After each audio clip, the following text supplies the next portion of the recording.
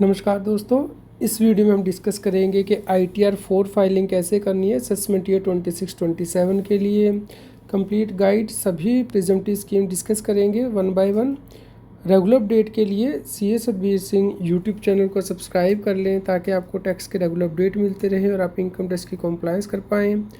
दोस्तों, सबसे पहले आपको incometax.gov.in पोर्टल पे जाना है, वहाँ पे लॉगिन करना है ITR 4 को फाइल करने के लिए। तो यहाँ पे आप अपना यूज़र आईडी में पैन नंबर डालेंगे और पासवर्ड डालेंगे। उसके बाद इस प्रकार से ओपन हो जाएगा पोर्टल। ई फाइल में जाना है, इनकम टैक्स रिटर्न में जाके फाइल इनकम टैक्स रिटर्न पे क्लिक करना है। यहाँ पे आप असेसमेंट ईयर 26-27 चूज़ करेंगे, यानी कि फाइनेंशियल ईयर 25-26 में आपने जो इनकम अर्न की है उसके लिए रिटर्न फाइल कर रहे हैं। तो यहाँ पे आप ऑनलाइन भी प्रिपेयर कर सकते हैं या फिर ऑफलाइन यूटिलिटी के द्वारा भी प्रिपेयर कर सकते हैं। जेसन फाइल अपलोड कर सकते हैं, तो यहाँ पे हम ऑनलाइन प्रिपेयर करेंगे। उसके बाद आपको यहाँ पे स्टार्ट न्यू फाइलिंग पे प्रेस करना है और यहाँ पे इंडिविजुअल HF या अदर अपनी कैटेगरी सेलेक्ट करनी है, तो हम इंडिविजुअल सेलेक्ट करके प्रोसीड करेंगे। उसके बाद आप यहाँ पे ITR फॉर्म सेलेक्ट करेंगे, ITR 4 का मतलब है कि अगर आपकी बिजनेस इनकम है, टोटल इनकम 4 लाख तक रहेगी, आप presumptive scheme 44 AD, ADA, AE यानी कि ट्रांसपोर्टर के केस में, प्रोफेशनल के केस में ऑप्ट करना चाहते हैं और आपकी जो लॉन्ग टर्म कैपिटल गेन 1,25,000 तक रह सकते हैं, शेयर या फिर म्यूचुअल फंड शेयर करने से लिस्टेड, तो उस केस में आप ये फाइल कर सकते हैं। आप प्रोसीड विद ITR 4 पे प्रेस करेंगे। उसके बाद इस प्रकार से स्क्रीन दिखाई देगी कि बाय डिफ़ॉल्ट आपको नई रजीम मिलेगी, आप ओल्ड रजीम ले सकते हैं। और दोस्तों, अगर आप नई रजीम लेते हैं तो उस केस में आपको कोई डिडक्शन नहीं मिलती सैलरी के केस में, जैसे कि HRA, LTA डिडक्शन या ITC, LIC इंश्योरेंस पॉलिसी की। तो आप ध्यान से इस स्कीम को चूज़ कीजिएगा। आप लेट्स गेट स्टार्ट पे प्रेस करेंगे। उसके बाद इस प्रकार से स्क्रीन दिखाई देगी। अगर आपकी टैक्सेबल इनकम 4 लाख से ज़्यादा है बेसिक एग्जम्पशन लिमिट से, तो आप पहली ऑप्शन चूज़ करेंगे। अगर आप इसलिए रिटर्न फाइल कर रहे हैं कि आपके करंट अकाउंट में डिपॉजिट 1 करोड़ से ज़्यादा है, या फिर आपका जो फ़ॉरेन ट्रैवल पे ख़र्चा 2 लाख से ज़्यादा है, या फिर आपका बिजली का बिल 1 लाख से ज़्यादा है, तो आप ये जो 7th प्रोविज़ो है उसके अकॉर्डिंग ऑप्शन चूज़ कर लेंगे। इसके अलावा अगर आपकी बिज़नेस इनकम 60 लाख से ज़्यादा है, बिज़नेस टर्नओवर और प्रोफेशनल टर्नओवर 10 लाख से ज़्यादा, तो भी ITR फाइल करनी मैंडेटरी है। या फिर आपका जो TDS और TCS 25,000 से ज़्यादा कटा है, या फिर सीनियर सिटीजन के केस में 50,000 से ज़्यादा, तो 7th प्रोविज़ो के अकॉर्डिंग ऑप्शन टिक करनी है, या अदर आप ऑप्शन टिक करेंगे अगर किसी में भी आप नहीं फॉल कर रहे हैं। इस प्रकार से स्क्रीन सबसे पहले ओपन होगी। यहाँ पे वन बाय वन आपको टैब फिल करनी है। सबसे पहले पार्ट ए जनरल इन्फॉर्मेशन, तो यहाँ पे आप प्रेस करेंगे तो आपका जो नेम है वो ऑटोमेटिक आ जाएगा। आप यहाँ पे चेंज नहीं कर सकते हैं नेम को। अगर आपको नेम या डेट ऑफ बर्थ चेंज करनी है तो आपको पैन करेक्शन के लिए अप्लाई करना होगा, उसके बाद ही पोर्टल पे चेंज होता है। सेकेंड ऑप्शन जो है वो एड्रेस की है, तो इस बार प्राइमरी एड्रेस भी आप डिक्लेयर कर सकते हैं, सेकेंडरी एड्रेस भी। तो यहाँ पे ऊपर जो एडिट ऑप्शन है यहाँ पे आप प्रेस करेंगे तो आपको दोनों ही एड्रेस देने हैं। अगर आपने नहीं दिए तो बाद में एरर आएगी, तो अभी एडिट करके इसे ठीक कर लीजिए। उसके बाद नीचे जाएंगे तो नेचर ऑफ एम्प्लॉयमेंट, अगर आपकी सैलरी इनकम है तो आप यहाँ पे चूज़ कर सकते हैं, या फिर सबसे लास्ट में अदर दिया होगा वो चूज़ कर सकते हैं अगर आपके लिए एप्लीकेबल नहीं है। उसके बाद फाइलिंग सेक्शन है। अगर आप ड्यू डेट से पहले फाइल कर रहे हैं तो 139 सबसेक्शन 1 चूज़ करना है।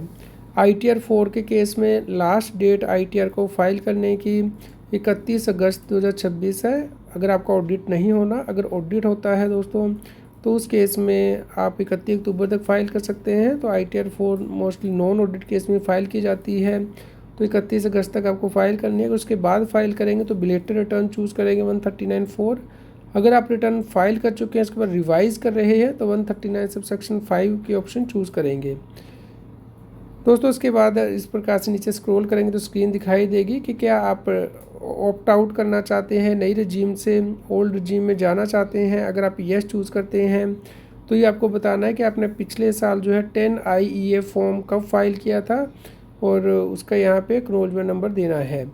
अगर आप दोस्तों यहाँ पे नो चूज़ करते हैं, आप ऑप्ट आउट नहीं कर रहे, पुरानी रजीम में नहीं जा रहे, नई रजीम के अकॉर्डिंग रिटर्न फाइल कर रहे हैं, तो आपको यहाँ पे जो चूज़ करना है कि क्या आप करंट ईयर में ऑप्ट आउट कर रहे हैं। अगर येस तो उस केस में आपको 10 IEA फॉर्म फाइल करना है ड्यू डेट से पहले, यानी कि 31 अगस्त से पहले इनकम टैक्स के पोर्टल पे पुरानी रजीम में जाने के लिए। उसके बाद आप नई रजीम में नहीं फाइल कर पाएंगे रिटर्न। तो दोस्तों आपको इंश्योर करना है कि विद इन टाइम ये फॉर्म आपको फाइल करना है पोर्टल पे। दोस्तों उसके बाद आप नीचे जाएंगे तो इस प्रकार से बैंक की डिटेल आपको दिखाई देगी। तो आप यहाँ पे बैंक डिटेल पे प्रेस करेंगे और यहाँ पे इस प्रकार से बैंक ओपन हो जाएंगे। जो भी आपके बैंक वैलिडेटेड हैं यहाँ पे आ जाएंगे, या फिर आप ऐड अनदर करके बैंक अकाउंट ऐड कर सकते हैं। यहाँ पे आप जिस भी बैंक में रिफ़ंड चाहते हैं उसे नॉमिनेट कर दीजिएगा। ये जो ब्लू आइकन है ये प्रेस हो जाएगा आपका। दोस्तों उसके बाद आपकी जब फर्स्ट टैब फिल हो जाएगी तो इसे ग्रीन टिक आ जाएगा। उसके बाद सेकंड टैब यानी कि ग्रॉस टोटल इनकम आपको फिल करनी है। तो यहाँ पे आप सबसे पहले income for business and profession में फिल करेंगे तो ऊपर एडिट बटन दिया गया है, इस पर प्रेस करेंगे। तो सबसे पहले प्रिजम्पटिव स्कीम आप ऑप्ट करना चाहते हैं 44 AD, जो कि नॉर्मली जो होल सेलर है, रिटेलर है, बिजनेसमैन है वो ऑप्ट करते हैं। तो आप इस पर प्रेस करेंगे।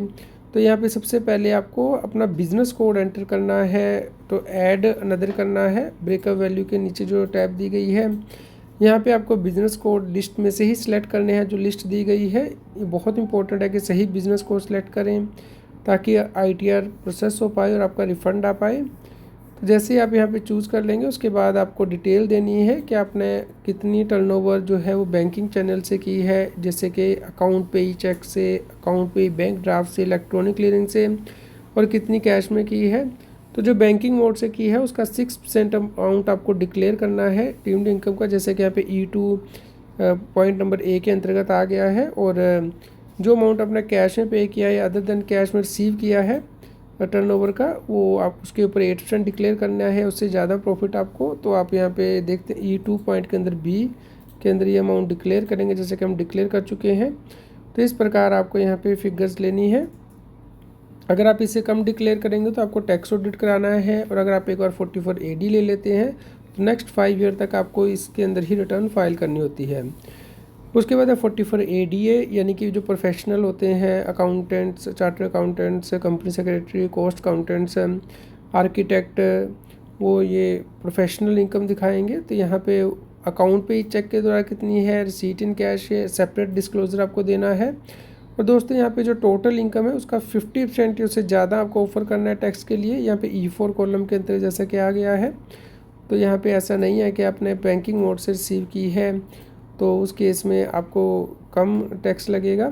लेकिन अगर आपकी जो ग्रॉस रिसीट है 75 लाख तक रहेगी और आपकी 95% जो सेल है वो बैंकिंग मोड से है, तो आप 44 ADA स्कीम ऑप्ट कर सकते हैं जहाँ पे कि 50% इनकम डिक्लेयर कर सकते हैं। तो इसीलिए यहाँ पे cash and other than cash के कॉलम सेपरेटली दिए गए हैं। उसके बाद आपको प्रिजम्पटिव स्कीम 44 AE के अंतर्गत जो ट्रांसपोर्टर होते हैं वो ले सकते हैं। तो यहाँ पे भी आपको बिज़नेस कोड एंटर कर देना है और यहाँ पे आप ऐड अनदर करेंगे, और उसके बाद आपको इस प्रकार से स्क्रीन दिखाई देगी। यहाँ पे रजिस्ट्रेशन नंबर डालना है गुड्स कैरेज का। हर गुड्स कैरेज का 10 गुड्स कैरेज आपके पास हो सकते हैं व्हीकल्स ट्रांसपोर्टर के पास, और उसके अकॉर्डिंग उसे डिटेल यहाँ पे एंटर करनी है। यहाँ पे वेदर ओन्ड और लीज्ड में से बताना है कि उसके हायर्ड है, ओन्ड है, लीज्ड है, उसका जो व्हीकल है, ट्रक जो है, तो उसके नंबर एंटर करने के बाद ये आपको यहाँ पे सिलेक्ट करना है। उसके बाद आपको बताना है कि टनेज कैपेसिटी कितनी है, क्योंकि अगर 12 मैट्रिक टन से ज़्यादा का है तो 1000 पर मैट्रिक टन पर मंथ की डीम्ड इनकम लेनी है, और अगर उससे कम है तो 7500 रुपीज़ पर मंथ पर मैट्रिक टन जो है ये इनकम यहाँ पे लेनी है, डीम्ड इनकम। तो हमने यहाँ पे इस ट्रक की इनकम यहाँ पे डाल दी है। पूरे साल की इनकम आपको यहाँ पे डालनी है, जैसे कि 10 मैट्रिक टन की कैपेसिटी है तो 10 × 1000 10,000 और 12 महीने का 1,20,000 तक। तो यहाँ पे हमने पूरे साल की इनकम डाल दी है। तो उसके बाद आप इस डिटेल को सेव कर देंगे। तो इस प्रकार हमने तीनों इनकम डाल दी है, 44 AD की भी, ADA की, AE जो आपके लिए एप्लीकेबल है उसके अकॉर्डिंग आप यहाँ पे डालेंगे। और उसके बाद नीचे स्क्रॉल करेंगे तो इनकम फ्रॉम सैलरी आ जाएगा आपका। सैलरी हेड के अंतर्गत अगर आपकी कोई इनकम है तो आप एडिट कर सकते हैं, और यहाँ पे सैलरी की डिटेल जो है फ़ोन नंबर 16 के अकॉर्डिंग जारी जो है डाल सकते हैं, जो जारी किया गया आपके एम्प्लॉयर के द्वारा। हाउस प्रॉपर्टी अगर आपने दी हुई है रेंट पे तो उस केस में भी आप 2 हाउस प्रॉपर्टी की डिटेल यहाँ पे डाल सकते हैं ऐड एंड अदर करके। और जो हाउस प्रॉपर्टी का लोन है अगर आप ओल्ड जिम लेते हैं तो इंटरेस्ट उसका डाल सकते हैं 2 लाख रुपए तक मैक्सिमम आपको लॉस अलाउड रहता है। इनकम फ्रॉम अदर सोर्स में आप इनकम डालेंगे जैसे कि सेविंग बैंक का इंटरेस्ट है, एफडी का इंटरेस्ट है, तो आप यहाँ पे टिक करके एडिट पे जाएंगे और अदर सोर्स की इनकम ऐड करेंगे जैसे कि सेविंग बैंक का इंटरेस्ट, पोस्ट ऑफिस का या इनकम टैक्स के रिफंड पे इंटरेस्ट है। तो यहाँ पे आप अमाउंट एंटर करके सेव करेंगे। जैसे ही आप ये दोनों टैब सेव कर देंगे पर्सनल इन्फॉर्मेशन ग्रॉस टोटल की, तो ग्रीन टिक आ जाएंगे। उसके बाद अगली टैब एग्जम्प्ट इनकम की ओपन होगी। तो अगर आपकी एग्जम्प्ट इनकम है मान लीजिए एग्रीकल्चर इनकम, तो आप वो एंटर करेंगे।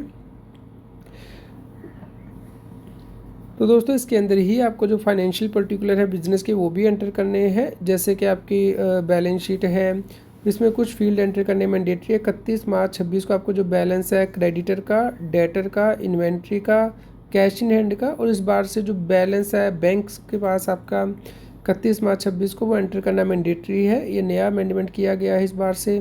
तो अदर बाकी फील्ड आप जो है वो खाली भी छोड़ सकते हैं, लेकिन ये फील्ड आपको एंटर करने मैंडेटरी हैं। जो भी आपके बैलेंसेस है वो आपको यहाँ पे एंटर करने हैं।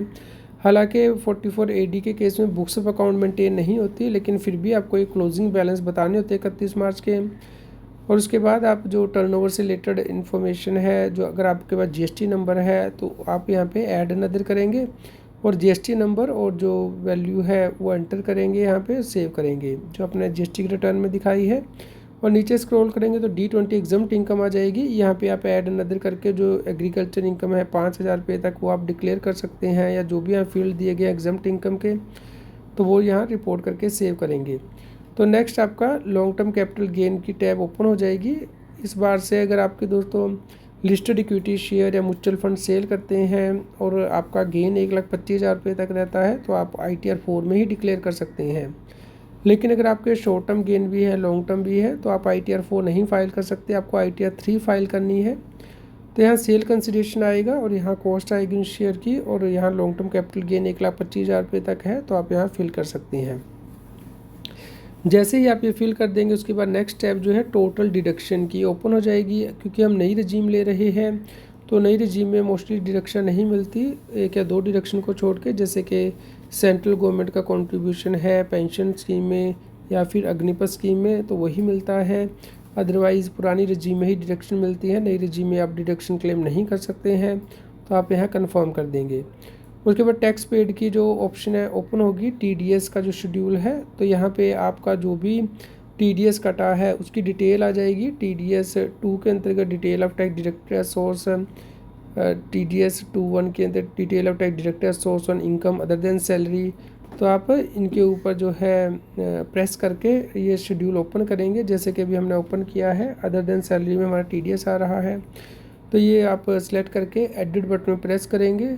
तो यहाँ पे आपको सेक्शन जरूर सेलेक्ट करने के किस सेक्शन के अंदर TDS कटा है, क्योंकि उसकी मैपिंग की जाती है। अगर वो गलत सेक्शन होगा तो आपका रिफ़ंड नहीं आएगा या जो TDS है वो एडजस्ट नहीं किया जाएगा। तो जैसे ही आप ये फिल कर देंगे, अगर आपने कोई advance tax, self assessment tax पे किया है वो भी आपको जो पीछे टैब हमने डिस्कस किया उसमें आपको ऐड करना है। अगर आपके यहाँ टैक्स पेबल आ जाता है तो भी आपको उस टैब में जाके वो चालान नंबर फिल करने हैं, उसके बाद ही आपको रिटर्न फाइल करनी है। तो सबसे लास्ट टैब टैक्स लायबिलिटी की उसके बाद ओपन हो जाएगी। जब आप टैक्स पेड का कॉलम चेक कर लेंगे, ये टैब टोटल टैक्स लायबिलिटी की, यहाँ पे आपकी इनकम जो है जो भी आपने फिल की है वो आ जाएगी। Gross total income, deductions less होके टैक्सेबल टोटल इनकम। और इसके अलावा कंप्यूटेशन ऑफ टैक्स भी होगा। तो यहाँ पे शो कंप्यूटेशन का जो ब्लू आइकन दिया गया है इस पर प्रेस करके आप पूरी कंप्यूटेशन को दे सकते हैं कि टैक्स कैसे कैलकुलेट किया गया है। क्योंकि अब नई रजीम में 4 लाख रुपए तक कोई टैक्स नहीं लगता, फिर 4 लाख से 8 लाख, 8 लाख से 12, 12 से 16, तो इस प्रकार जो टैक्स की कैलकुलेशन है वो की जाती है। और यहाँ पे जो स्लैब रेट के अकॉर्डिंग टैक्स आ गया है। अगर आपकी इनकम 12 लाख तक रहती है तो रिबेट मिल जाएगी आपको, और उसके बाद रिबेट के बाद जो इनकम के 4% एजुकेशन सेस, तो यहाँ पे टैक्स की कैलकुलेशन आ गई है, आप चेक कर लीजिए। अगर आपका टैक्स 10,000 से ज़्यादा होता है तो आपको एडवांस में पे करना है। अगर नहीं पे किया तो अब इंटरेस्ट पे करना होगा, जैसे 234B का, 234C, यानी कि आपने डेफर की है इंस्टॉलमेंट पे करनी, तो उसके ऊपर इंटरेस्ट कैलकुलेट कर दिया जाएगा पोर्टल के द्वारा ऑटोमेटिकली। अगर आप रिटर्न लेट फाइल करेंगे तो 5,000 तक लेट फीस लगेगी। अगर आपकी इनकम 5 लाख से ज़्यादा है और अगर उससे कम है तो 1,000 रुपये की, 4 लाख से 5 लाख के बीच में है तो 234F की लेट फीस भी यहाँ पे आएगी ऑटोमेटिकली। लेकिन ड्यू डेट से पहले फ़ाइल कर रहे हैं तो ये लेट फीस नहीं आएगी। दोस्तों यहाँ पे आप इसे चेक कर लीजिएगा, जो भी आपका इंटरेस्ट और लेट फीस आ रही है और उसके बाद आपका यहाँ पे टोटल टैक्स आ जाएगा, तो आपको इसे कंफर्म करना है। तो जब सभी ये टैब फिल हो जाएंगे उसके बाद सबसे लास्ट बटन इनेबल होगा प्रोसीड टू वेरिफिकेशन। आप यहाँ पे प्रेस करेंगे तो आपकी दोबारा से कंप्यूटेशन आ जाएगी टोटल कि आपकी इनकम कितनी है, डिडक्शंस आपने कौन सी क्लेम की हैं, नेट टैक्सेबल इनकम क्या है। तो आप यहाँ पे टोटल लायबिलिटी देख पाएंगे, टोटल टैक्स आपका जो पे हुआ है, TDS सेल्फ असेसमेंट टैक्स यहाँ आ जाएगा और नेट अमाउंट पेबल आएगा। अब आपको ये पे करना है, उसके बाद ही रिटर्न फाइल करनी है, अदरवाइज़ आपकी डिमांड आ जाएगी तो उसमें आपको इंटरेस्ट भी पे करना होता है। तो बेटर है कि अभी पे कर दें। पे करने के बाद आपको फिर से चालान फिल करना है, TDS जो टैक्स पेड का शेड्यूल है उसमें जाके सेल्फ असेसमेंट टैक्स और एडवांस टैक्स की टाइम में जाके BSR कोड, चालान नंबर एंटर करना है। उसके बाद आपको आगे प्रोसीड करना है। तो आप यहाँ पे लेटर भी कर सकते हैं, लेकिन जैसे पे लेटर प्रेस करेंगे तो आपको इस प्रकार से वार्निंग दिखाई देगी कि आपका जो है सेसी इन डिफ़ॉल्ट माना जाएगा और आपका इंटरेस्ट भी आपको पे करना होगा। तो बेटर है कि अभी पे कर दें और पेबल करके रिटर्न ना फाइल करें। तो आपका या तो यहाँ पे अमाउंट 0 होना चाहिए, रिफ़ंड होना चाहिए, लेकिन पेबल नहीं। तो यहाँ पे प्रोसीड बटन में प्रेस करेंगे तो यहाँ पे उसके बाद टिक करेंगे सबसे ऊपर पे कि आप डिक्लेरेशन दे रहे हैं कि आप रिटर्न सही फाइल कर रहे हैं।